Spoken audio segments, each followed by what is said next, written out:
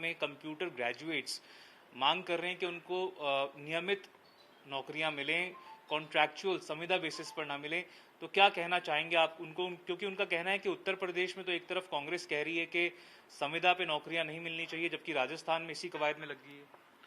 देखिए, शिक्षक बनने के लिए एनसीटी की गाइडलाइन और आरटी एक्ट में जो प्रावधान होते हैं उसको फॉलो करना पड़ता है। अगर आप टीचर भर्ती कर रहे हो, 3rd ग्रेड का टीचर भर्ती कर रहे हो, चाहे वो कंप्यूटर शिक्षक हो चाहे दूसरा हो, तो आपको रीट या टेट के माध्यम से सिलेक्ट होना पड़ेगा और उसके बाद में ही आप शिक्षक बन सकते हो। दूसरा, हमारी जो 11th और 12th में जो विषय साइंस है, मैथ्स है, वैसे कंप्यूटर है, उसमें बाकायदा आरपीएससी से ही टीचर आएंगे। अगर 10वीं के मॉडल में हमें माध्यमिक शिक्षा में जरूरत पड़ेगी तो अगर 2nd ग्रेड के टीचर लेने पड़ेंगे तो हमको बाकायदा कंपटीशन से ही टीचर लेने पड़ेंगे।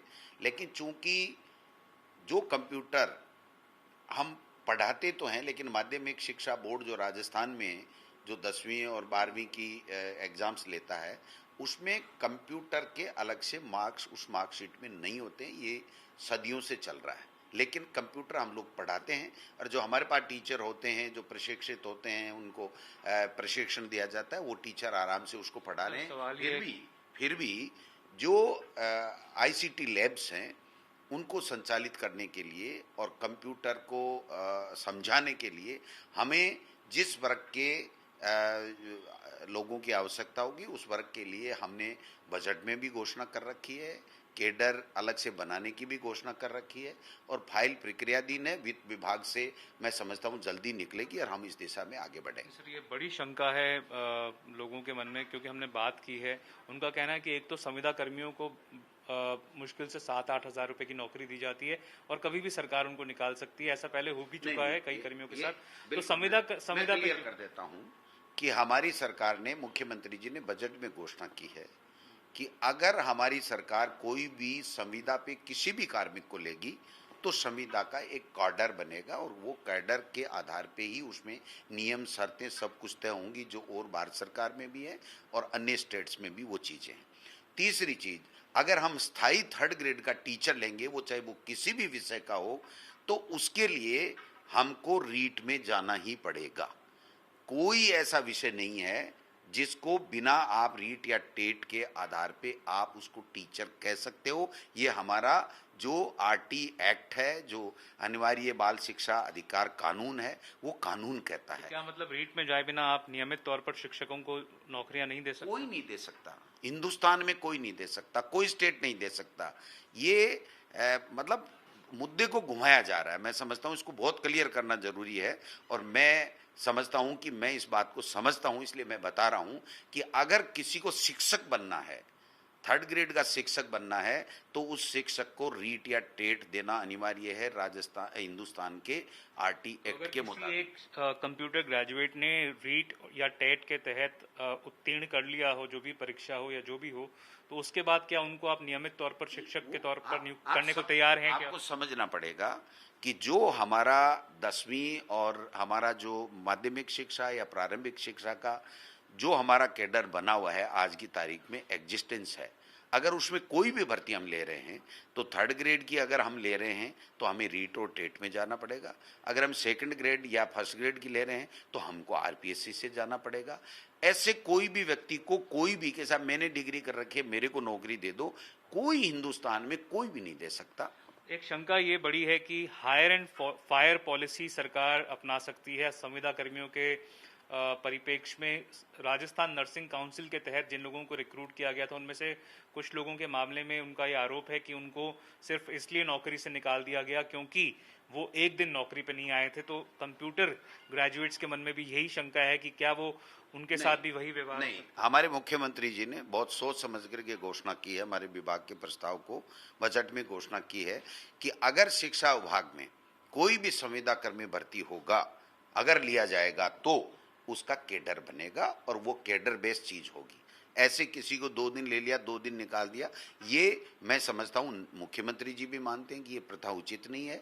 मैं भी मानता हूँ, हमारी पार्टी आला कमान भी ये मानता है कि किसी संविदा कर्मी को आप ले रहे हो और फिर बाद में निकाल रहे हो। लेकिन संविदा कर्मियों को नियमित करने के लिए अगर या तो आपके पास में कोई कानून बना हुआ है स्टेट का या सेंटर का, या फिर जो सुप्रीम कोर्ट का जो फैसला आया हुआ है उर्मिला देवी वर्सेज में, उसमें जो गाइडलाइन है उसी को हम लोग फॉलो कर सकते हैं। हम हमारी मर्जी से कोई नियम नहीं फॉलो कर सकते, नियम बनाना पड़ेगा। और इसीलिए हमने सोच समझ करके ऐसे कंप्यूटर के प्रशिक्षित बच्चे जो रीड भी नहीं कर सकते, जिनको नौकरी जरूरी है, उनके लिए हम एक अलग से मुख्यमंत्री जी ने घोषणा करके केडर बनाने की घोषणा की आपने बात की है, इसमें संविदा कर्मियों को आप रखने की चेष्टा कर रहे हैं, तो कितने आप संविदा कर्मियों को आप इसमें नियुक्त करने की जितनी आवश्यकता होगी, लेकिन उसका केडर बनेगा। ऐसे किसी संविदा कर्मी को आज तक कोई संविदा पे रख लेता है फिर उसको वापस निकाल देता है, नहीं होना चाहिए। हम सब मानते हैं, हम भी इसी स्थिति से नर्सिंग काउंसिल में हुआ है सर।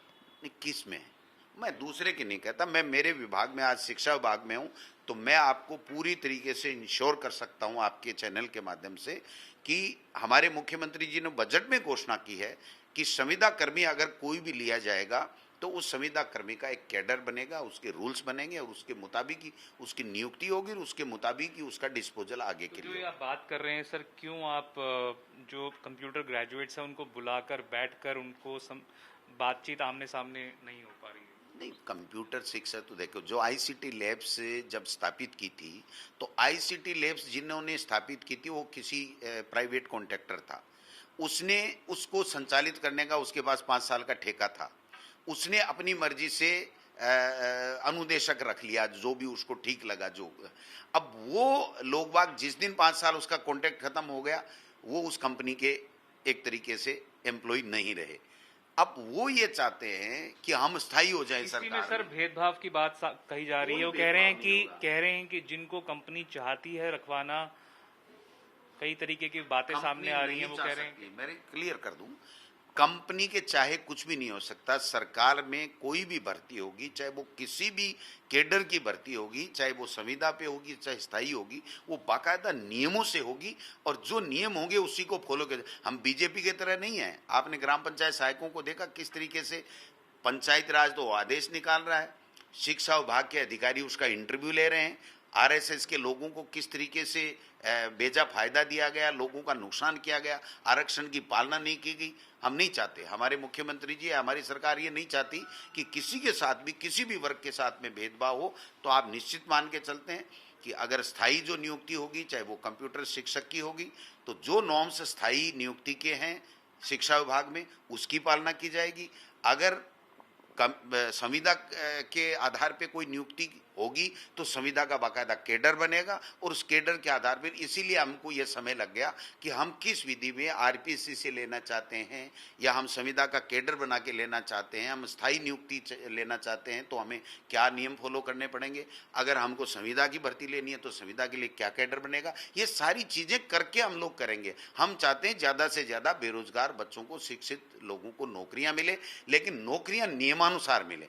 अगर हम अपना पराया देखने लग जाएंगे तो मैं समझता हूं ये उचित नहीं है। Well, so clearly that was the Rajasthan Education Minister Govind Singh Dotasra speaking about the government's stance on the issue of computer graduates wanting regular jobs and not contractual jobs. With Nikhil Sharma, Devankur Vadhavan in Jaipur, India Today.